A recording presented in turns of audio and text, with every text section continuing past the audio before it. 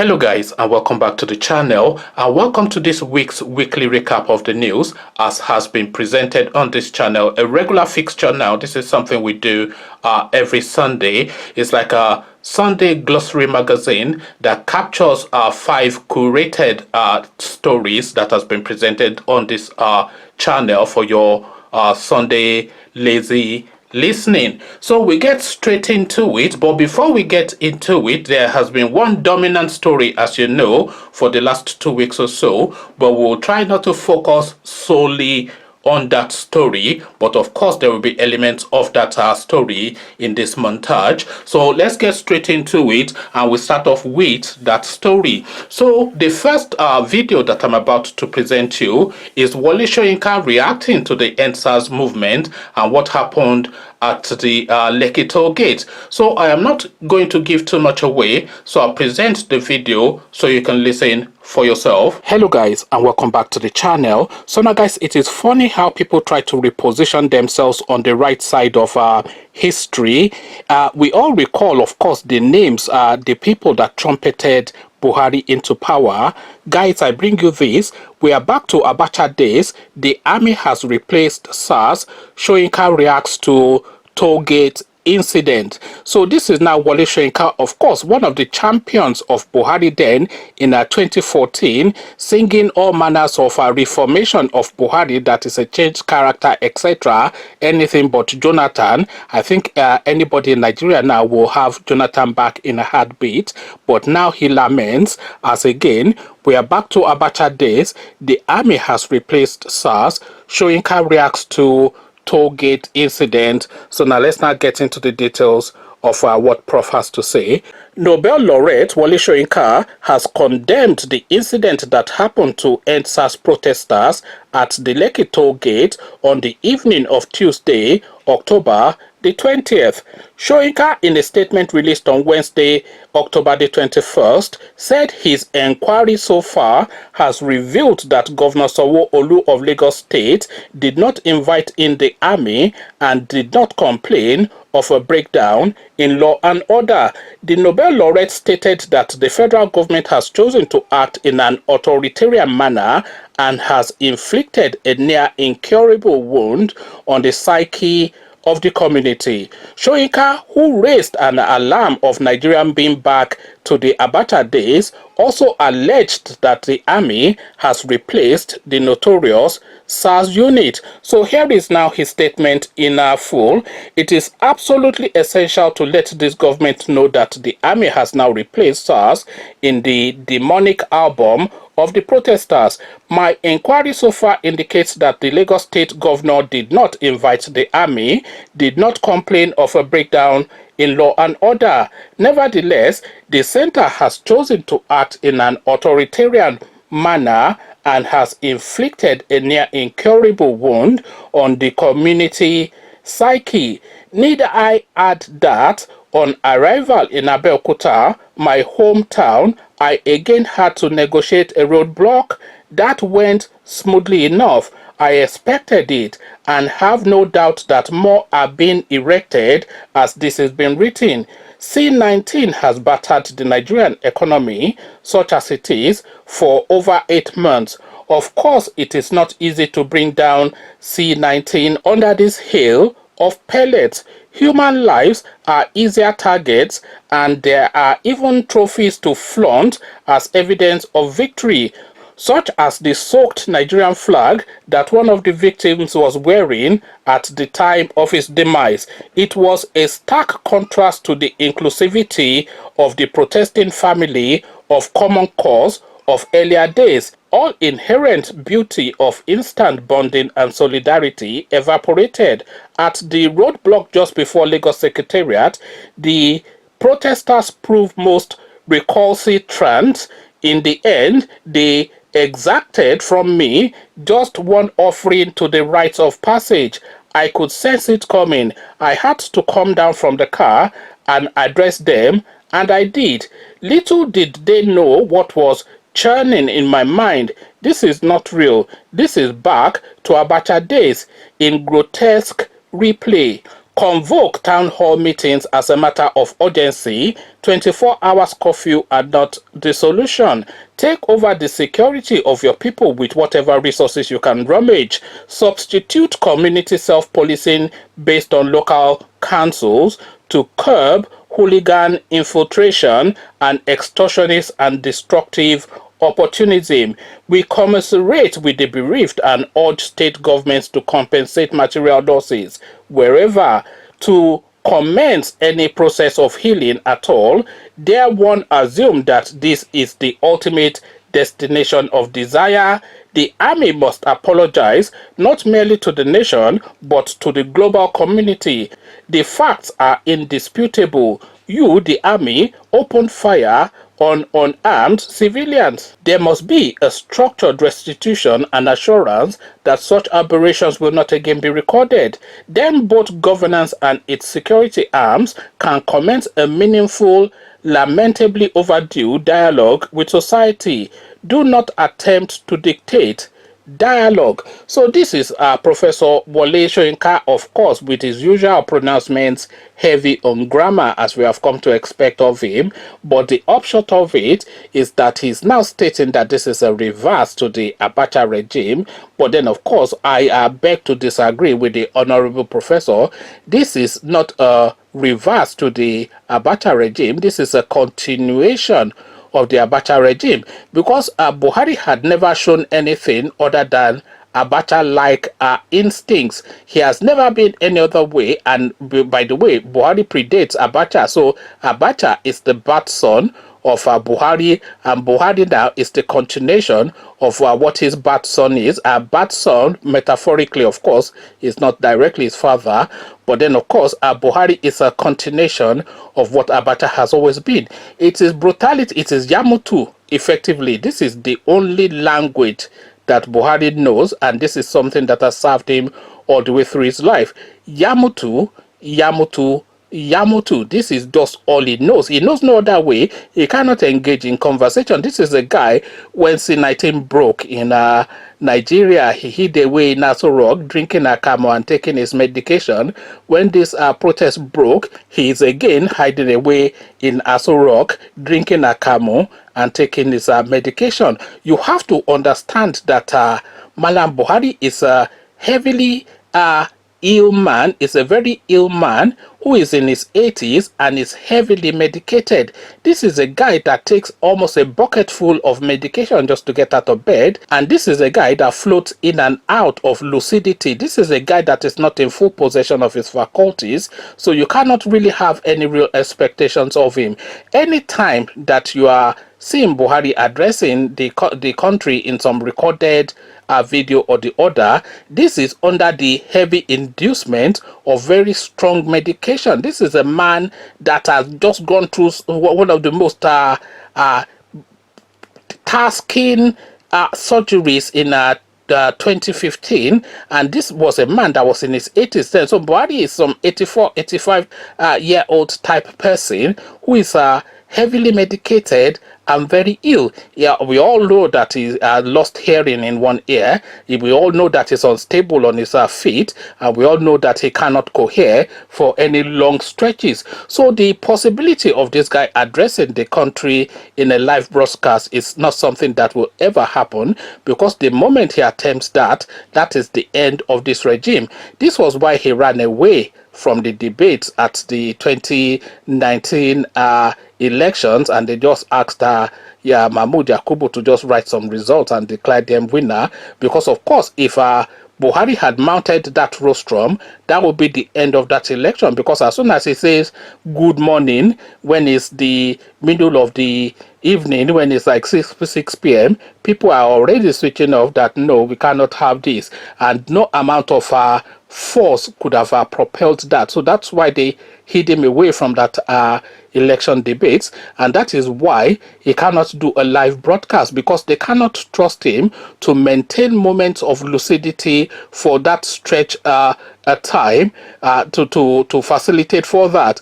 And because there'll be so many cameras there as well, they cannot manage that situation. That is why he continues to hide away. Conversations in the comment section are the prof has spoken. It is back to Abacha days. What says you? Come share thoughts. But before you come share those thoughts, click on the red subscribe button so it turns gray. The bell button notifies you every time I drop a new video. Click on like as well because that helps with the YouTube algorithm. Once you've done all the clickings, come join me then in the comment section. Come tell me what you are making of what the prof has said. So I'll leave you here. Carry this conversation on with you in the comment section. But here I say peace. Hope you enjoyed that. So next we're going to Oyo State and we're visiting the monarch, the Alaafin of Oyo's palace we're going to, but we would not be meeting two of his wives there because they have fled the palace. Why? Well, all of that is explained in this next video. So enjoy. Hello guys and welcome back to the channel. So now guys, the Yoruba language is very nuanced. As you all know, the Yoruba language speaks almost exclusively in idiomatic expressions, and we use idioms in Yoruba language because we find it impolite to say directly what you mean to somebody. So you say what you mean in coded language so that then you give the person that is receiving whatever it is that you are saying the space then to go and digest what has been said and interpret the meaning. In fact, the Yoruba language is so nuanced that we even have an idiomatic expression for the idiomatic ways that we speak. So we say lowe lowe la nlulu agidigbo ologbon lo ngbo omoran lo mo tumo e. So what does that mean? Lowe lowe la nlulu agidigbo. What that means loosely, because of course the Yoruba language does not translate directly to English because of course it loses its nuance, but what that means loosely in English is that the drum beat of the Agidigbo is beaten in coded rhythms, and it is only the initiated that can interpret it. So all that build up that I've just made is just to use this idiomatic expression to introduce this video that I'm about to engage you with. So we kick off. Ọjà Òyìngbò kò mọ̀ pé ẹnìkan ò wá.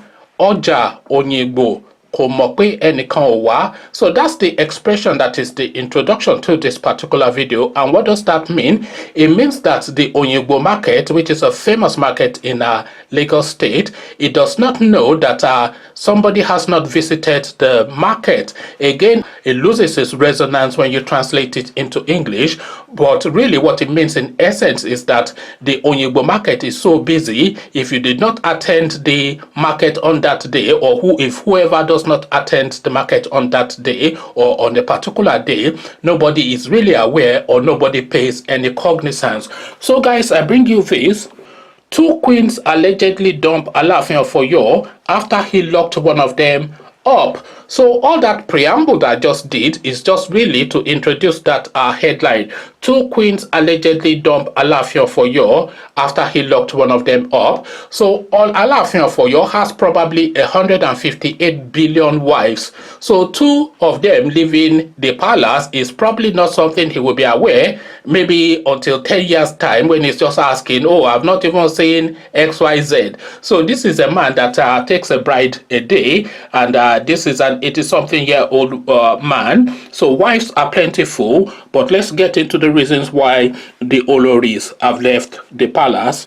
Two Oloris, queens of the Alaafin of Oyo, have reportedly left the palace for Lagos. According to unconfirmed report by Instagram blogger Gist Lover, Queen Dami and Queen Anu took to their heels after Dami was locked up in prison for allegedly going against palace rules. So read the post below. So here is now the detailed breakdown of why this took place. Unrest in the palace. Oyo Kingdom just lost two queens to the streets of Lagos State.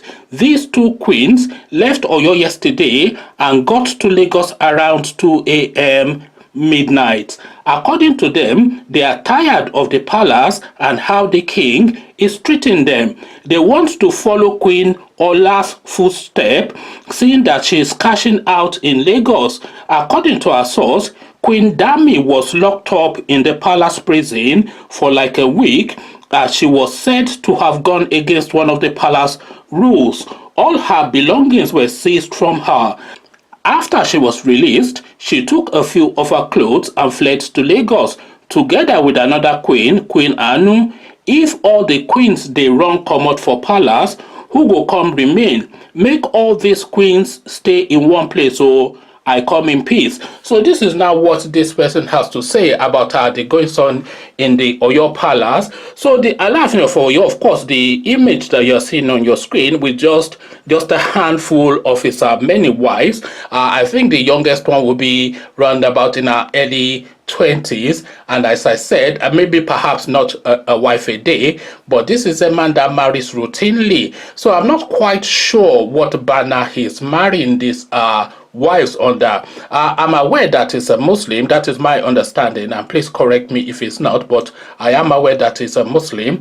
But I am also aware that in that faith you are only entitled no more than 4 wives. So he has, I mean, already just from the body count, from the image on your screen, that's already 7 women right there.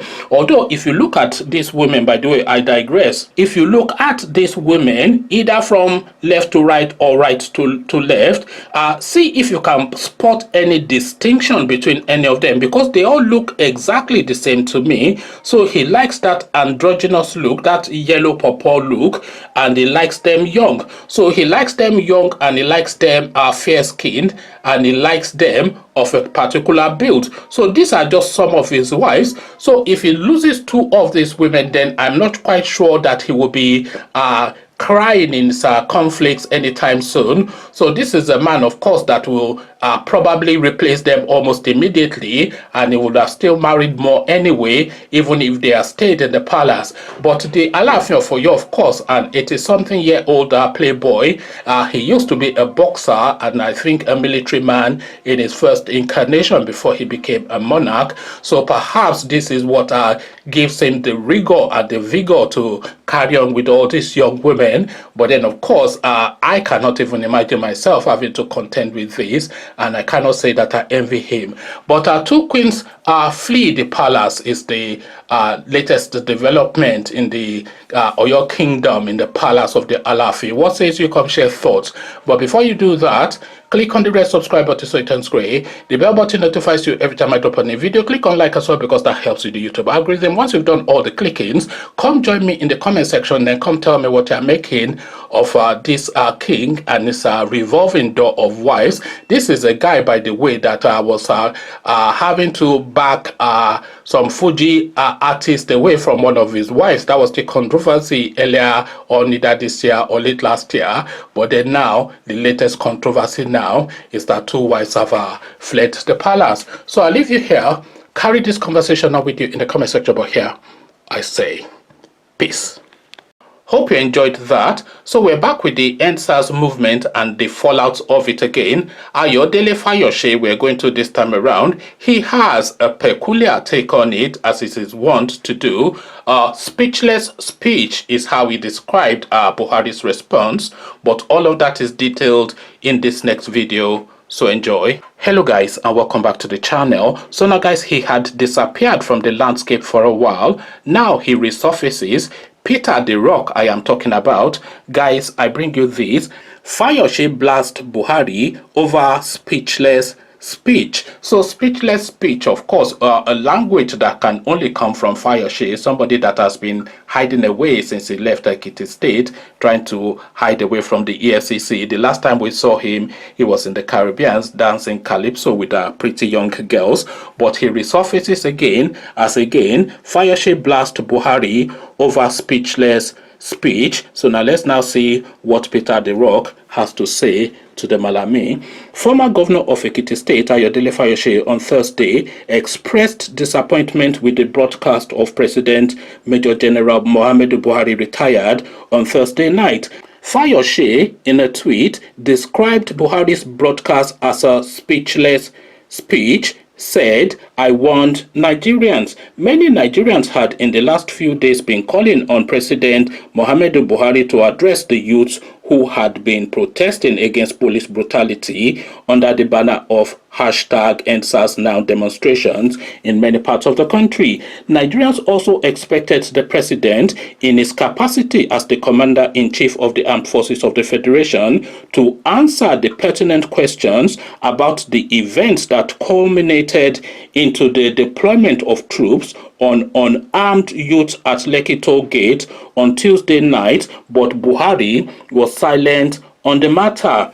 Eyewitnesses had said soldiers opened fire on #EndSARS protesters around 7 p.m. at the toll gate, adding that about 7 persons went as a result of the attack. Lagos State Governor Babajide Sanwo-Olu, whilst on a visit to the injured youths on Tuesday night, had also said about 30 of the young protesters were receiving treatments at various hospitals around the Lekki area. Sanwo-Olu had said he did not order the deployment of uniformed men to the protest ground, but the president was silent on the incident, which has been condemned both locally and internationally by civil rights groups and personalities.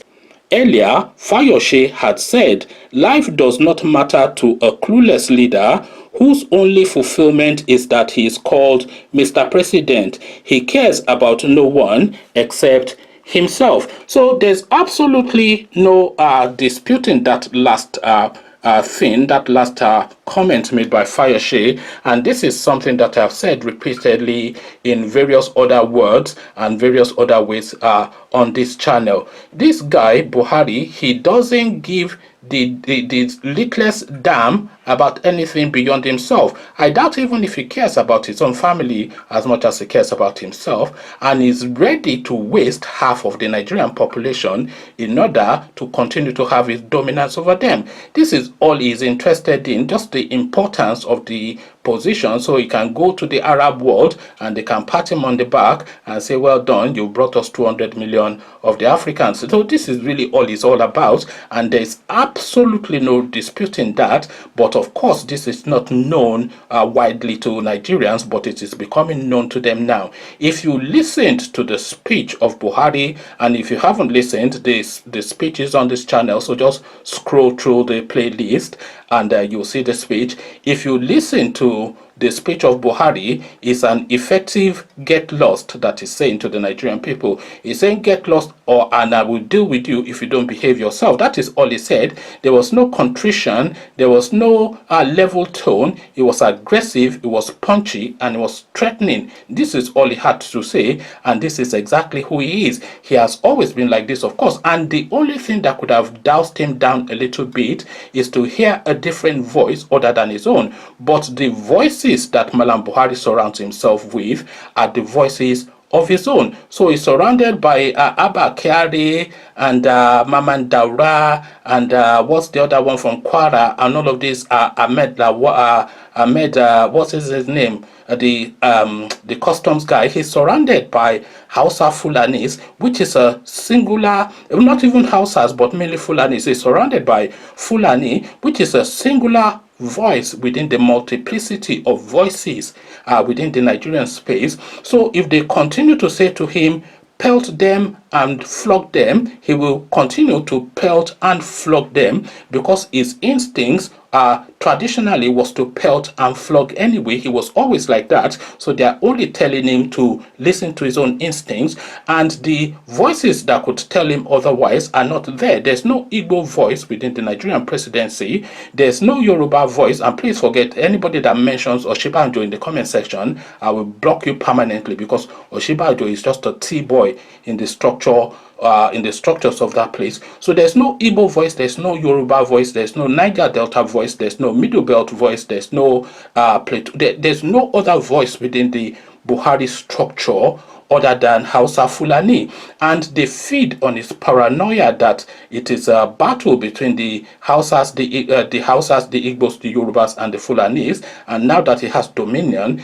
the the Fulanis must make their dominance permanent. So this is the language that he's listening to from his so-called advisors, and those advisors, of course, are just really after dollars and as much as they can grab, and they have this understanding, which a lot of people do, that obviously everybody knows that Buhari is not especially educated, and everybody knows that he's not particularly intelligent, but everybody, at least a lot of people, also know that these two things, plus his preponderance towards ethnicity and religion, are the mix of these people. So a low wheat that is set within ethnicity and religion, holding a vast fortune. So of course the people who are cleverer than him, which is pretty much all of the people that are surrounding him, will just use what they know that is his failing to take off him what they need to take off him. So what am I saying? They will use that ethnicity and religion that they know that underpins his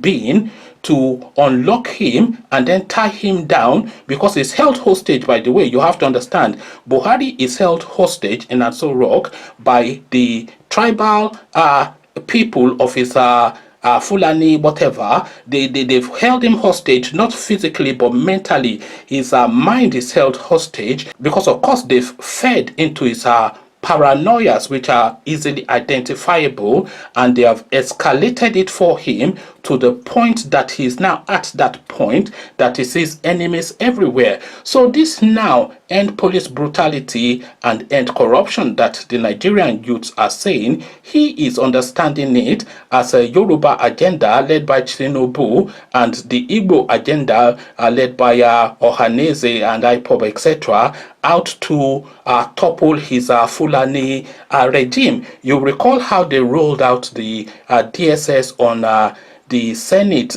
during those days when this same Mamandara was the lead of the DSS when Buhari was away, and then suddenly they rolled the DSS on the Senate, thinking that the Senate was going to impeach him. So is a man functioning wholly and solely on paranoia and religion and tribalism. So these are the things now that you hear from his speech, and this of course is why Ayodele Fayose has summed it up as a speechless speech. Conversations in the comment section, it is getting towards the crescendo within the Nigerian space, but then what are foreboded is really what we dread. Come share thoughts, but before you come share those thoughts, click on the red subscribe button so it turns gray. The bell button notifies you every time I drop a new video. Click on like as well, because that helps with the YouTube algorithm. Once you've done all the clickings, come join me then in the comment section. Speechless speech is how Fayose has described it. What is your description? So I'll leave you here.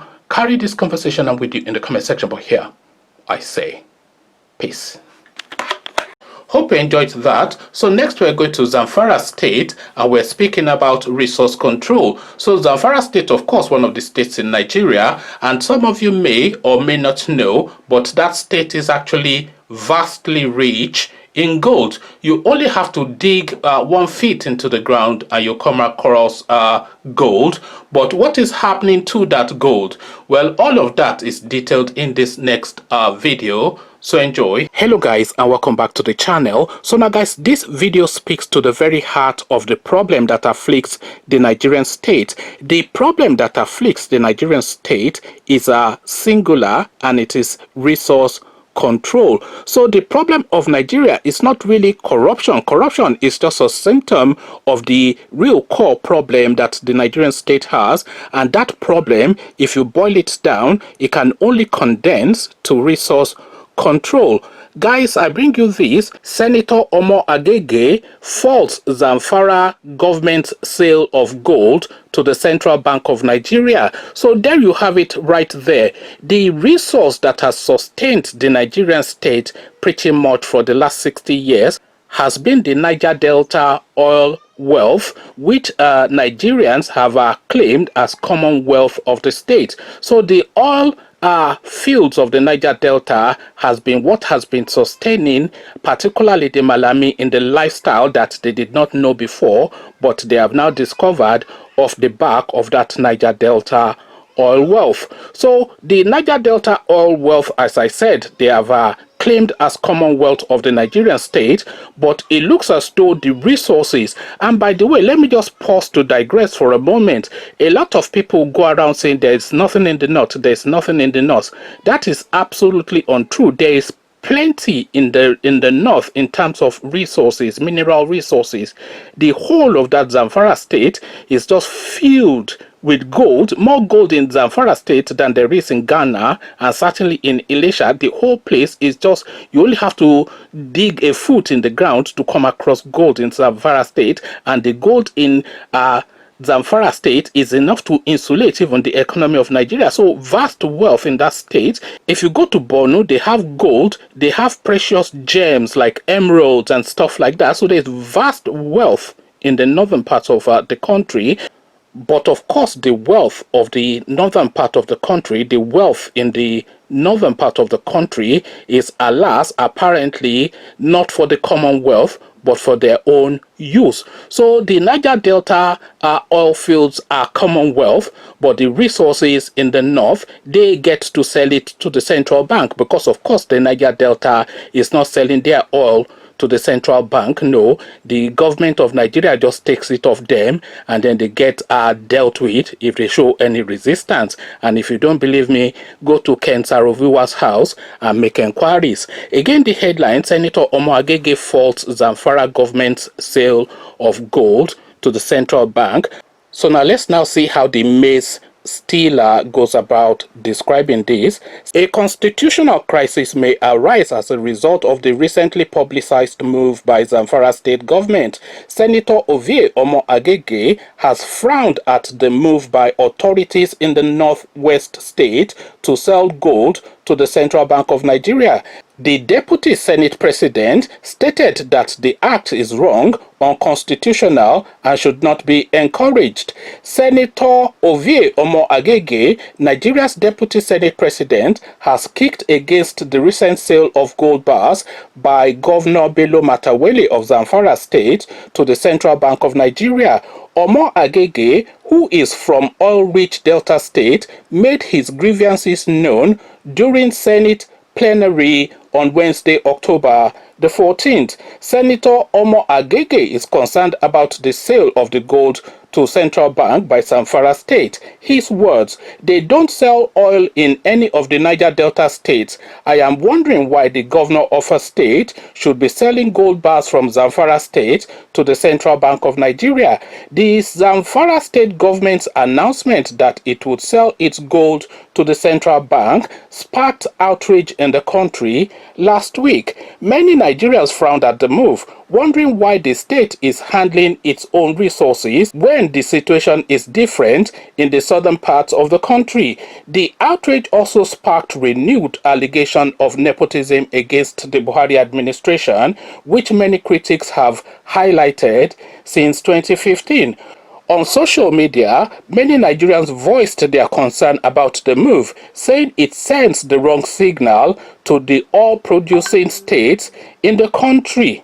So here are some of the reactions. Here is an Onu. Onu stands with NSAS is this guy's opening title. "I have taken a step to know why the Central Bank of Nigeria is running an alternative government in Nigeria. They use our commonwealth without appropriation and outside the constitutionally approved federation account. This Zamfara gold deal is a security threat to Nigeria." So that is what one person has to say. This is Olushola Afolabi is the name of this person on Twitter. "I will honestly expect the youth of the Niger Delta to ride on the crest of this protest wave to demand their rights. It is totally unacceptable for Zamfara to have 100% local control of its gold resources, whilst the rest of the regions can't control their own resources." So this is, there's infinite sense in that, and I can't really see how anybody can dispute that. But we have a Hama Hayatu next to speak, and I wonder what this person has to say. Hama Hayatu is the name of this person that writes on Twitter. So now let's now see what he or she has to say. I thought by law all mineral resources belong to the federal government. Why are they allowing Zamfara to be mining gold? If this is the case, then Niger Delta should start oil exploration themselves.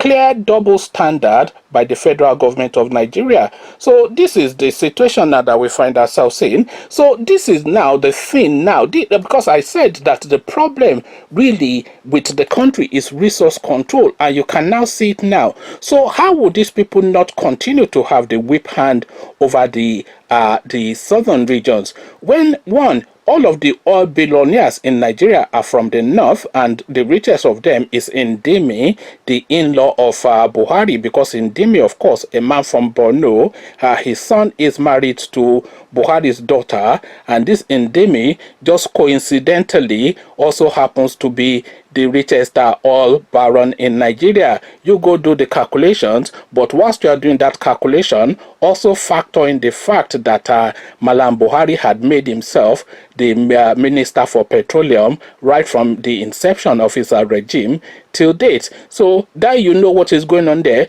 Imagine that there's no oil in Borno, there's no oil in Katsina, there's no oil in Kebbi, but all of the oil billionaires in Nigeria are effectively from that region. But of course, the region where the oil comes from, the Niger Delta, you go in there and you see the children with a pot belly looking like they have kwashoko and all that kind of stuff with and by the way, that region is probably one of the top 10 oil-rich regions of the world, the Niger Delta, but of course go there and you see no signs of that. So why is that? That is because, of course, the federal government of Nigeria has taken the position that anything found within the Nigerian space, especially under the soil, is exclusive to the federal government. So that's fair enough. That is not really fair enough, but that is the operating principle, that anything found under the soil is on the federal government's exclusive list. So they use that then to claim the oil in the Niger Delta,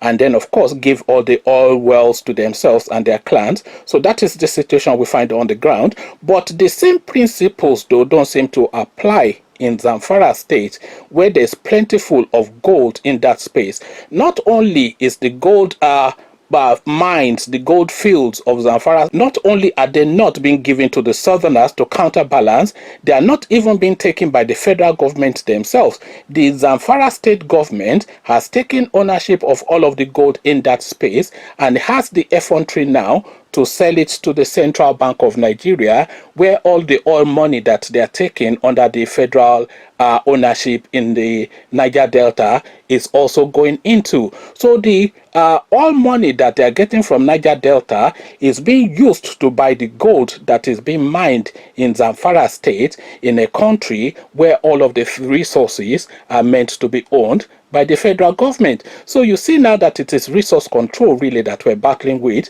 because of course if we cede the oil of the Niger Delta to the people there, and they can then pay like a license or a commission or whatever.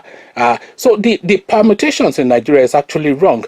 The 13% derivatives that the Niger Delta is getting is not what they should be getting. They should be paying the 13% derivatives to the federal government, and they get to keep their own money. The oil is in their region, and by the way, I am not from the Niger Delta. I am an Oyo man, so I'm not advocating out of self-interest, because this will impact me also. But let them have their resources in the same way that the people of Zamfara state are having their resources to control and to use to develop their region, or steal, even if they want to steal it. But it is their resources. Let them manage it as they will, just like you are letting Zamfara states manage their resources as they will. So resource control really is the argument in Nigeria, the paramount argument above all else. There's a myriad of arguments within the Nigerian space, but the one argument that supersedes is resource control. Conversations in the comment section. This is now boiling down to the brass tacks, and the brass tacks are resource control. What says you? Come share thoughts. They are letting Zamfara state keep their gold whilst they are looting the oil fields of the Niger Delta. But before you come share thoughts, click on the red subscribe button so it turns gray. The bell button notifies you every time I drop a new video. Click on like as well because that helps with the YouTube algorithm. Once you've done all the clickings, then come tell me now. I'm saying resource control, but what do you think the key problem with Nigeria is? So I'll leave you here. Carry this conversation on with you in the comment section. But here, I say peace.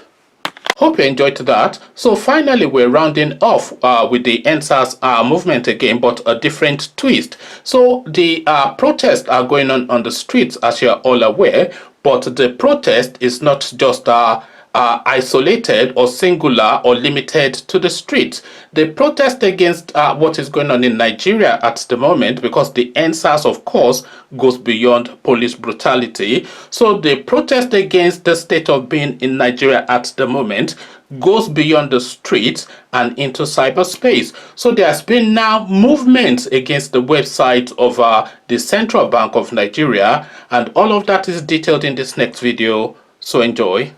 Hello guys, and welcome back to the channel. So now guys, the beautiful thing, the delightful thing about this NSAS movement is that the brains behind this movement, this upsurge, the brains behind it are far superior to anything that Malam Buhari and his cohorts can muster. So there are several examples that makes this point, but I shall just cite you a few.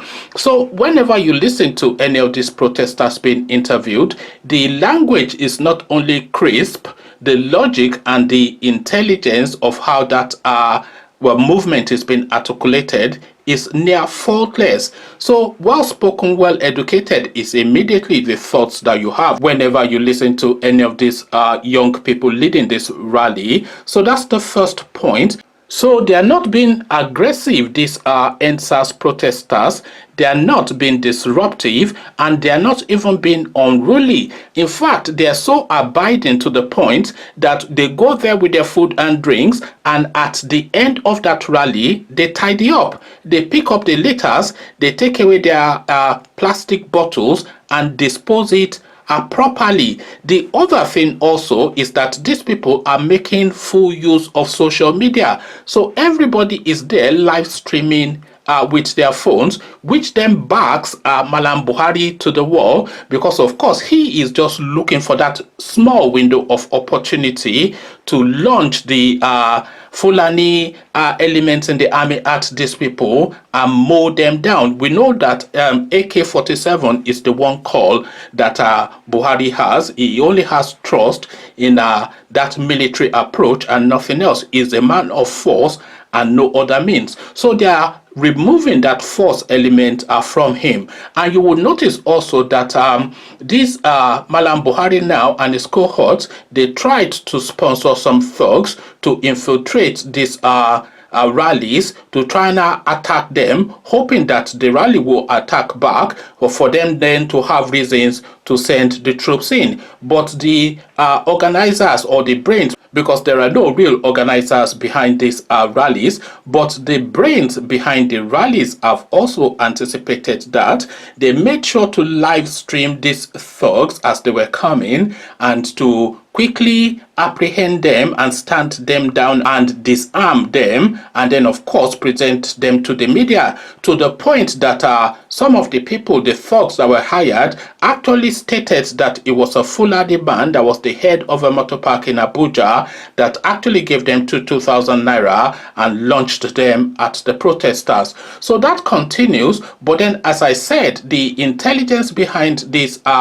upsurge, it is not an insurgence but an upsurge. So the intelligence behind this upsurge is to the point that nobody within the Buhari structure can deal with it. They have now escalated it to cyberspace. As guys, I bring you this: NSAS CBN website down amid suspicions of possible hacking. So they are now taking down the websites of the Nigerian institutions, the Nigerian governance. They've of course gone after the NBC, which is the broadcasting service. I think that happened yesterday or a couple of days ago. But it looks as though they have now gone to the very head of the pyramid, which is of course the CBN. Again, the headline: CBN website down amid suspicion of possible hacking. So now let's now see what's transpired here. The official website of the Central Bank of Nigeria may have come under cyber attack on Friday by Anonymous, a group of foreign internet activists showing solidarity with EndSARS protesters in the country.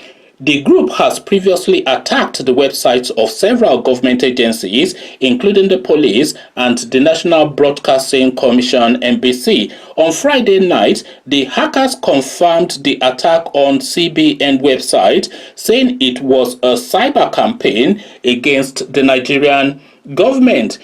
It also retweeted a tweet by one of its affiliates at Lorien Sinaro, saying at Anonymous, at OP Nigeria, at EndSARS, at EndSARS now.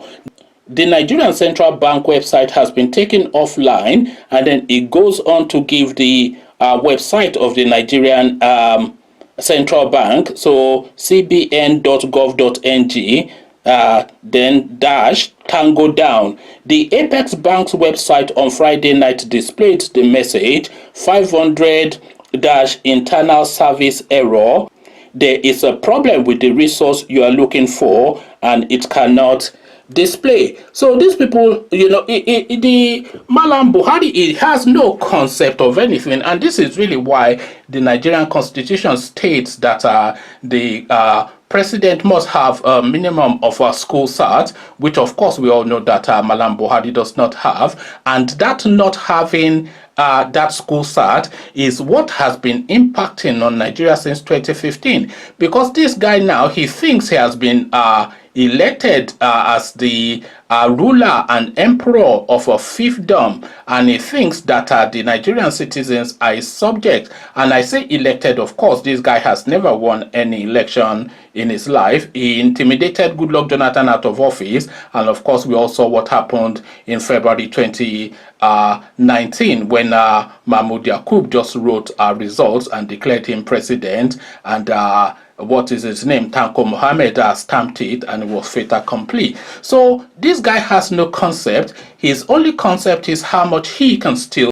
So he can have that agenda, but it is not going to be an easy ride for him to impose that agenda on the Nigerian space, especially on the southern space, because the southern space, of course, is a different thinking, it's a different people and a different mindset. And we have always said that the superiority that we have over these people, the Malamis, is our superior intelligence. So now they've weighed down on us long enough with force and the gun. So now that intelligence, because even I have been querying over a few years now that this intelligence that we claim we have, how come it is not manifesting and we're being ruled that by people that we are supposedly superior to? So now we had to figure out, of course, how we will silence the guns is the first thing, and that window now has now opened with now this information age that we're in now. So we're now able to reach internationally, to have an international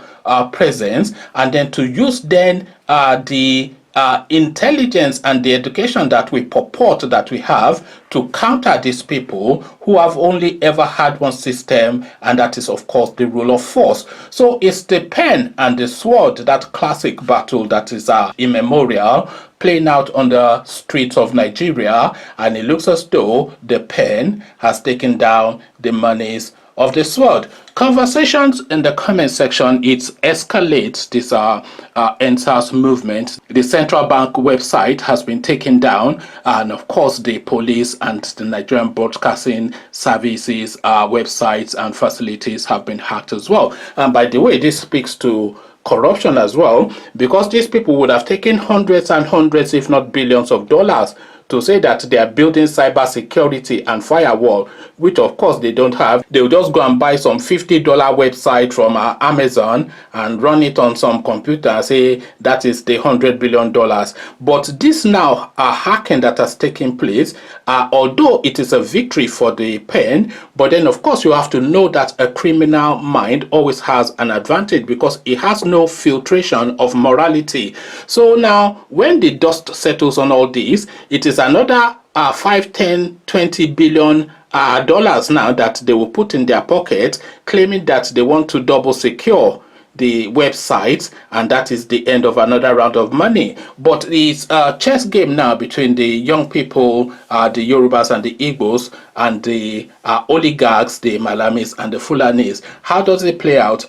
Well, time will tell. Will it peter out, or will it lead to a seismic change, a paradigm shift within the system? Well, we'll wait and see. But as we wait and see, click on the red subscribe button so it turns gray. The bell button notifies you every time I drop a new video. Click on like as well, because that helps with the YouTube algorithm. Once you've done all the clickings, come tell me then how you are reading this rather intriguing goings on within the Nigerian space. So I'll leave you here. Carry this conversation on with you in the comment section, but here I say peace. Hope you enjoyed that. So those are the 5 videos for this week. What do you make of it? I've tried not to make it too heavy on the entire movement, but of course there's no way of avoiding that, nor do I want to. So what is your take now on this week's presentation? Come discuss all that with me in the comment section. But before you do that, click on the red subscribe button so it turns gray. The bell button notifies you every time I drop a new video. Click on like as well, because that helps with the YouTube algorithm. Once you've done all the clickings, come tell me then what you have made of the week, particularly, or the last fortnight, more especially within the Nigerian space. So I'll leave you here.